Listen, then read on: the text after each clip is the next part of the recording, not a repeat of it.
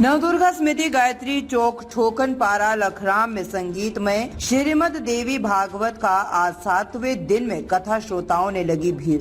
कथा व्यास पंडित सत्यव्रत तिवारी जी के द्वारा देवी का महत्व को इस प्रकार देवी भागवत पुराण में देवी की महिमा बहुत सुंदर ढंग से वर्णित किया गया जा रहा है। आज 7वें दिन के कथा में राजा हरिश्चंद्र के जीवन के साथ साथ उनके जीवन में घटित घटना को सुनाया गया और साथ ही सूरज देवांगन के अभिनय देखकर श्रोताओं की आंखें भर आई। राजा हरिश्चंद्र एक सत्यवादी राजा थे जिनकी सत्यनिष्ठा की परीक्षा लेने के लिए ऋषि विश्वामित्र ने उनसे उनका राज्य, पत्नी और पुत्र छीन लिया था। विषम परिस्थितियों में अपने वचन का पालन करते हुए उन्होंने अपने आप को एक चांडाल के यहाँ बेच दिया और वह पत्नी व पुत्र को बेच दिया। शमशान घाट पर काम करते हुए उनके पुत्र की मृत्यु हो गई, लेकिन अंत में वे अपने सत्य और धर्म के कारण अपने राज्य और परिवार को वापस पाने में सफल हुए और उन्होंने सभी को क्षमा कर दिया। सत्य और वचनबद्धता। राजा हरिश्चंद्र सत्य के मार्ग पर चलने के लिए जाने जाते हैं और अपने वचनों को भी नहीं तोड़ते हैं। राज्य का दान। विश्वामित्र ने राजा हरिश्चंद्र से उनका पूरा राज्य दान में मांगा, जिसे उन्होंने सत्य के लिए खुशी खुशी दे दिया। परिवार का विक्रय। जब विश्वामित्र ने दक्षिणा मांगी तो राजा हरिश्चंद्र ने अपनी पत्नी रानी तारामती, पुत्र रोहित और स्वयं को बेच दिया। चांडाल के यहाँ कार्य। उन्होंने स्वयं को काशी में एक चांडाल यानी कि शमशान में कार्य करने वाले व्यक्ति के यहाँ बेच दिया था, जहाँ उन्होंने शमशान की देखरेख कर और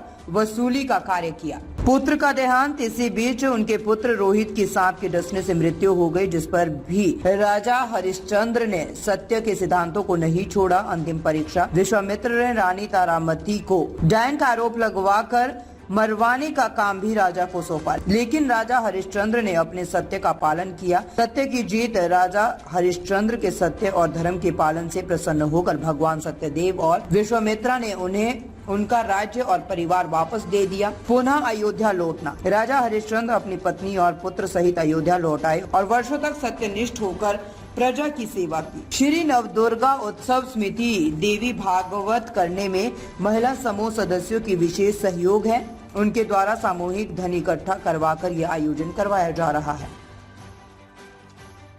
ताज़ा खबरों से जुड़े रहने के लिए हमारे चैनल को सब्सक्राइब करें और बेल आइकन को दबाना ना भूलें, ताकि हर खबर की नोटिफिकेशन आपको मिलती रहे।